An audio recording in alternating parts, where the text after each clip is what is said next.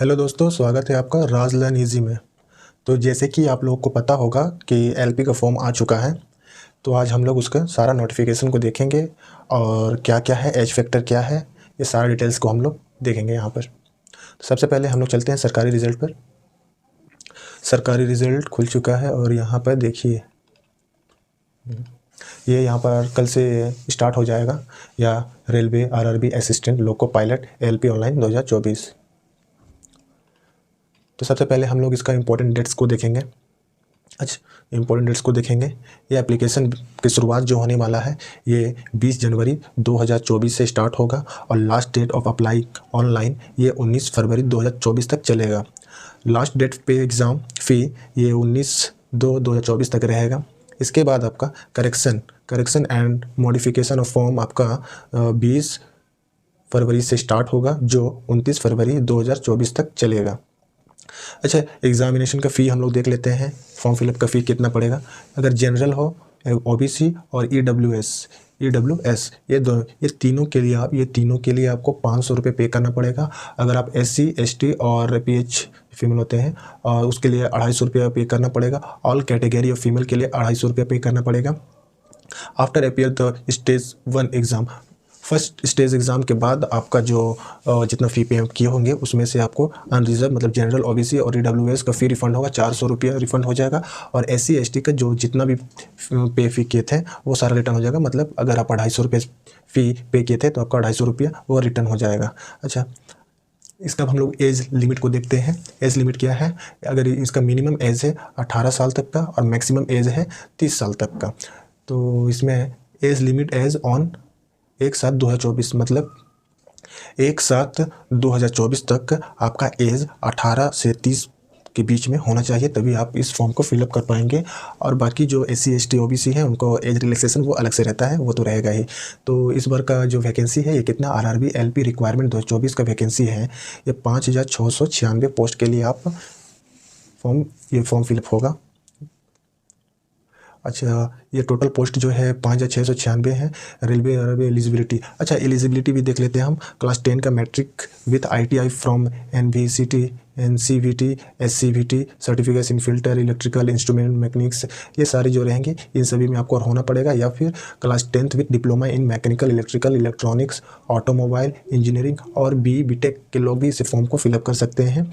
इसमें electronics automobile engineering mechanical electrical ये सारे लोग ये फॉर्म फिलअप कर सकते हैं। अच्छा, इससे आगे का हम लोग इन्फॉर्मेशन, इसका नोटिफिकेशन जो है नोटिफिकेशन डाउनलोड करके देखेंगे। जो यहाँ पर है नोटिफिकेशन हम लोग चेक करेंगे। यहाँ पर जो यहाँ पर है हम लोग का, यहाँ से हम लोग देख लेंगे। ठीक है, चलिए। तो नोटिफिकेशन खुल चुका है। तो यहाँ पर क्या लिखा हुआ है, सेंट्रलाइज एम्प्लॉयमेंट नोटिस, ये नोटिस नंबर है 01/020। ठीक है, requirement of assistant loco pilot, जैसे कि ये सिर्फ एलपी के लिए वैकेंसी है, टेक्नीशियन के लिए नहीं है, क्योंकि यहाँ पर सिर्फ एलपी का ही जिक्र किया गया है। तो जैसे कि हमने पहले ही बताया था कि इसका ओपनिंग डेट आपका 20/1/2024 से होगा और क्लोजिंग डेट 19/2/2024 को खत्म हो जाएगा। मॉडिफिकेशन आपका देखिए यहाँ मॉडिफिकेशन का डेट दिया हुआ है 20 फरवरी से लेकर 29 फरवरी तक आपका मॉडिफिकेशन होगा। अच्छा, ये पोस्ट के लिए देखते हैं। Post assistant loco pilot LP, सिर्फ एलपी के लिए है, टेक्नीशियन के लिए इसमें दिया हुआ नहीं है, सिर्फ एलपी का ही पोस्ट है। ठीक है, पे लेवल रहेगा, लेवल 2 का पे लेवल रहेगा। इनिशियल पे जो रहेगा वो 19,900 का रहेगा। मेडिकल स्टैंडर्ड A1 होना चाहिए। एज जैसे हमने पहले बताया था आपको को 1/7/2024 तक आपका एज 18 से लेकर 30 साल तक हो जाना चाहिए। टोटल वैकेंसी आपने देख लिया यहाँ पर 5696 ही वैकेंसी दिया हुआ है इस बार। और आगे हम लोग देखते हैं फिटनेस के बारे में, मेडिकल फिटनेस वगैरह बहुत सारा चीज़ इसमें मेंशन किया हुआ रहता है। तो जो है इंपॉर्टेंट स्लाइड को हम लोग ओपन करते हैं। हाँ, यहाँ पर देखते हैं medical standard, general fitness, physically fit in all aspect, vision standard, तो आंखों के लिए दिया हुआ है। जैसे डिस्टेंस विजन आपका 6/6 होना चाहिए, 6/6 विदाउट ग्लास विथ फॉजिंग टेस्ट के साथ होना चाहिए। मस्ट नॉट एक्सेप्टेड +2D, यहाँ पर ध्यान देने वाली बात है, must not accept +2D। Near vision आपका होना चाहिए 0.6 से 0.6 विदाउट ग्लास। एंड थर्ड में क्या होना चाहिए, must pass test for colour vision का भी टेस्ट पास करना होगा, बाइनोकुलर विज़न पास करना होगा, फील्ड ऑफ विज़न भी पास करना होगा, नाइट विज़न भी पास करना होगा, मिसोपिक विज़न ETC, ये सारे को पास करना होगा, तभी आप इसके लिए एलिजिबल रहेंगे। तो आगे इसके देखते हैं।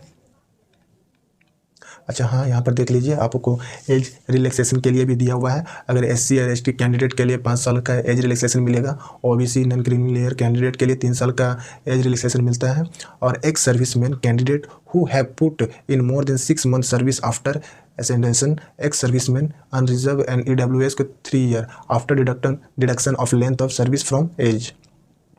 X serviceman OBC NCL 6 year after deduction of length of service from as.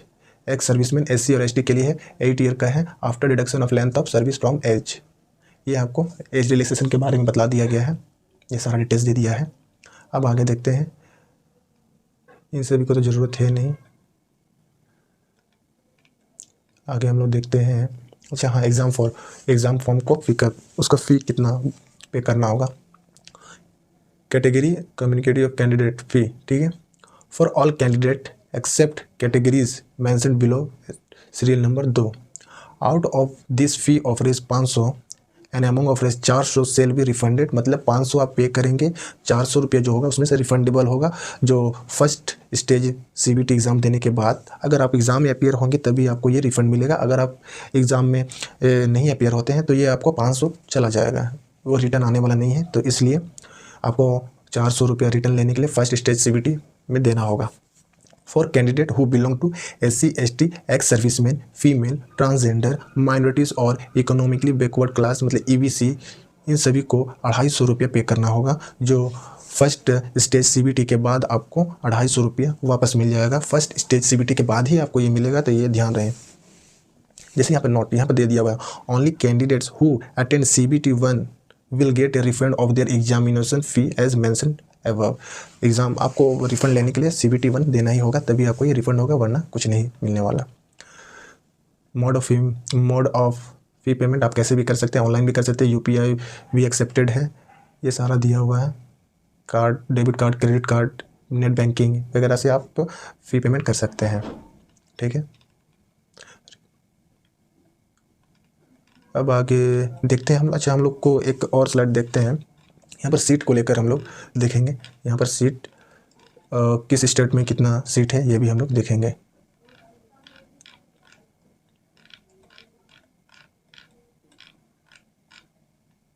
यहीं पर था, हाँ अब आने वाला है। देखिए ये seat zone wise vacancy details of LP RRB and zone wise vacancy details of LP, ठीक है।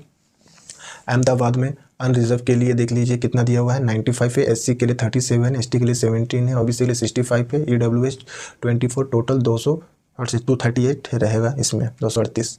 अजमेर में आप देख लीजिए यहाँ पर कितना दिया हुआ है, 86 अनरिजर्व के लिए, SC के लिए 32 है, ST के लिए 13 है, OBC के लिए 17 है, EWS के लिए 25 है, और टोटल यहाँ पर 228 है। सबसे ज़्यादा वैकेंसी आपको देखने मिलेगा ये मुंबई जोन में। मुंबई में क्योंकि 3 जोन है तो यहाँ पर 3 जोन दिया हुआ है, SCR WR CR। तो यहाँ पर देख लीजिए 411, 110, 26 ये दिया हुआ है। और उससे भी सबसे ज़्यादा दिया हुआ है सिकंदराबाद में। सिकंदराबाद में कितना दिया हुआ है देख सकते हैं, यहाँ पर जनरल के लिए दिया हुआ है। सिकंदरा में 2 जोन दिया हुआ है, ECOR और SCR। तो 80 है, 238 ये जनरल के लिए है, ये SC के लिए है, ये ST के लिए है। ये सब आप देख लीजिए, यहाँ पर इतना सीट दिया हुआ है। टोटल सीट आपका 5696 सीट ही अवेलेबल है।